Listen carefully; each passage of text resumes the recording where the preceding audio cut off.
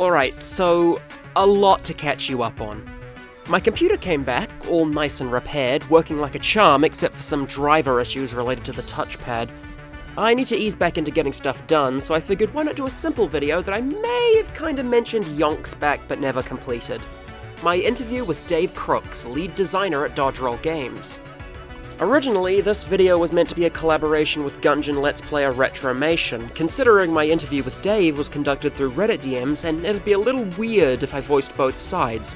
But despite letting me slide into his DMs and being remarkably friendly, he just sort of completely stopped responding for months on end. So I have a friend voicing Dave for this interview. I have slight hay fever at the moment, so I hope that doesn't come up audibly in my voice. Let's begin. Now, I only got to ask Dave 5 questions. He's a very busy man, and I didn't want to take up too much of his time. This first question is pretty basic, and I've already made a whole video on the topic, but I'm going to include it here nonetheless. From what I've researched, you and the rest of the Dodge Roll folks made a game before the profit hike for an indie speedrun game jam. What can you tell me about that game, and is it still playable? I'm not sure if it is still available online, but yeah, it was called Spin Cycle. We made it under the fake company named The Brave Companions. It was a learning experience. We didn't have enough time to create as much content as we wanted. We were actually planning on developing that game into a full game before we decided to make Gungeon instead. I think we made the right choice. 2. Are there any concepts for the game that you never ended up including but are particularly memorable to you? My channel does tend to center around that sort of thing, and any developer insight into scrapped ideas that didn't wind up residually in the files would be amazing.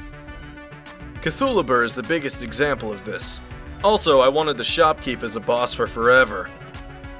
I also had this idea for a player mimic, where after you res someone from the chest and coop, a random number of seconds later, the resed player is taken over by AI and starts trying to kill the other player.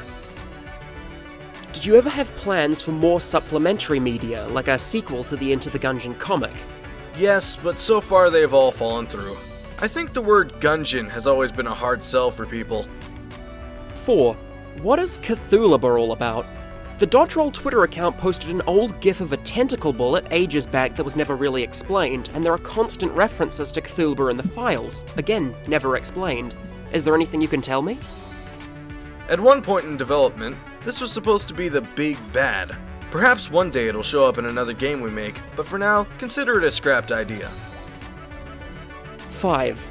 Is there anything else that you think people would like to know about the game that you haven't really had an excuse to tell them otherwise?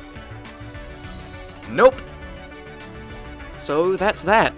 Pretty lean as far as interviews go, but I'm more than happy I got to talk to him at all.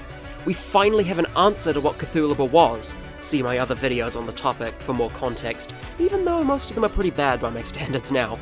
And we now know that player mimics were actually seriously considered at one point for co-op mode. They don't call him Dave the Mimic Man for nothing. Maybe I'll get another interview with him sometime. I'd love to ask him some more things. Anyways, I've got to go stare ominously into the eyes of my pig-shaped salt container that appears to live in eternal agony and fear. See ya!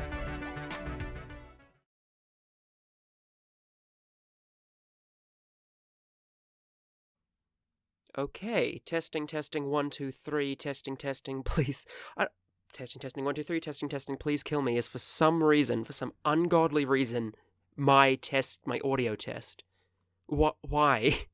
Why is that my thing? Well, you know what, it rhymes, I don't care. Dr. Seuss would be proud.